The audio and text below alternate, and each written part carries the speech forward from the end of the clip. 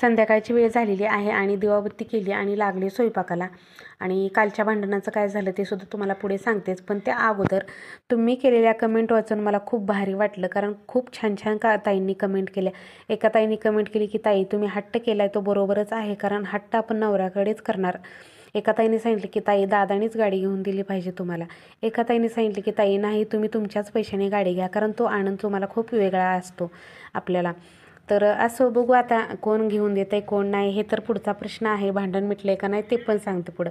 तर भांडण काय आणखीन मिटलेलं नाही, कोण घेऊन देणार आहे कोण नाही ह्याचा आणखीन काही निर्णय लागलेला नाही, पण संध्याकाळचं रुटीन तुमच्याशी शेअर करते. तर बघा इकडे छान मस्त असं कारल्याची भाजी करायला घेतलेली आहे. शनिवार होता, त्यांना कारल्याची भाजी खूप आवडते, त्यामुळे त्यांच्या आवडीची भाजी केलेली आहे.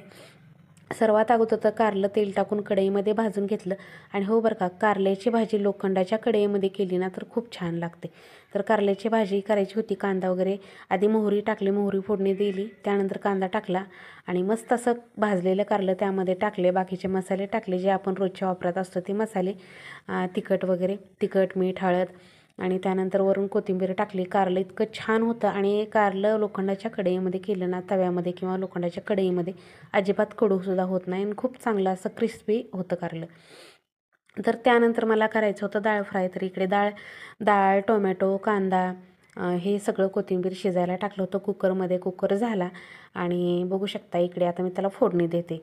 तर बघा फोडणी देते, तर ते तुरीची डाळ आणि मुगाची डाळच टाकलेली आहे बरं का ह्याच्यामध्ये.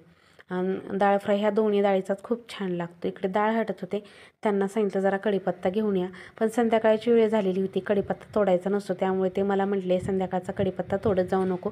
पण आज पाऊस खूप पडत होता ना, त्यामुळे मी 5 वाजता कढीपत्ता तोडून ठेवला नाही.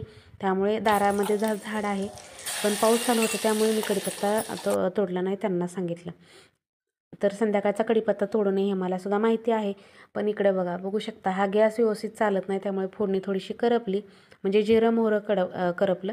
त्यानंतर बघा कढीपत्ता टाकला, लसूण टाकला, आपली मिरची पावडर टाकली आणि त्याचबरोबर बघा आपले 2 प्रकारचे मसाले, एक सांबर मसाला टाकला आणि एक पावभाजी मसाला टाकला. पावभाजी मसाला आणि सांबर मसाल्याने भाजी खूप चांगली लागते, म्हणजे डाळ फ्राय खूप चांगला लागतो. इकडे चवीपुरतं मीठ टाकलं आणि माझं झालेलं आहे डाळ फ्राय. तर संध्याकाळचं आमचं साधं सिंपल जेवण असतं, म्हणजे की ज्वारीची भाकरी असते कंपल्सरी. ज्वारीची भाकरी ह्यांना खूप आवडते आणि संध्याकाळी कंपल्सरी ज्वारीची भाकरी सगळ्यांनाच आवडते. कारल्याची भाजी, डाळ फ्राय, भात आणि ज्वारीची भाकरी, तर असं संध्याकाळचं आमचं जेवण असतं. तर बघू शकता इकडे छान मोठ्या मस्त भाकरी केल्या, कारण ताटामध्ये मला भाकरी जमत नाही, त्यामुळे मी किचन ओट्यावरतीच करते. चला तर आजचा व्हिडिओ कसा वाटला नक्की कमेंटमध्ये सांगा आणि नवीन